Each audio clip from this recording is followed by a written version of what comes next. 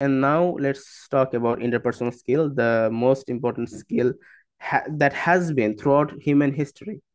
Interpersonal skill নিয়ে একটা coat ছিল যে I will pay more for the ability to deal with people than for any other ability under the sun by John D. Rockefeller.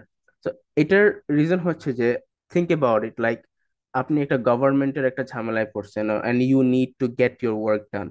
We think it about like term use করি যে হ্যাঁ government, ultimately what are they? তারা কিন্তু they are just a collection of people, right? কিছু মানুষ একসাথে হয়ে তো একটা অথরিটি ফর্ম করে।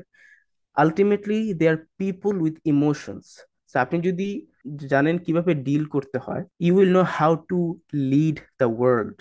এটার জন্য কয়েকটা বিষয় একটু মাথায় রাখতে হবে, সেটা হচ্ছে drop the ego, like I know it all attitude. You have to be very হাম্বল।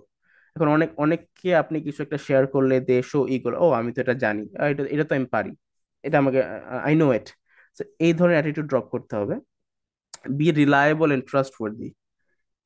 আপনাকে কেউ যদি ট্রাস্ট করতে না পারে, বা আপনি যদি রিলায়েবল না হন, বা আপনি যদি অন্য একজনের জন্য ভ্যালু ক্রিয়েট না করতে পারেন, আপনি নেটওয়ার্কিং করতে পারবেন না, আপনি ইন্টারপার্সোনাল স্কিল দিয়ে খুব বেশি এগিয়ে যেতে পারবেন না। And don't criticise and complain. অর্থাৎ আরেকজনের ব্যাপারে আরেকজনকে ক্রিটিসাইজ করা এবং তাদের ব্যাপারে কমপ্লেইন করা, এইগুলো এইগুলো রিডিউস করতে হবে অ্যাজ মাচ অ্যাজ পসিবল।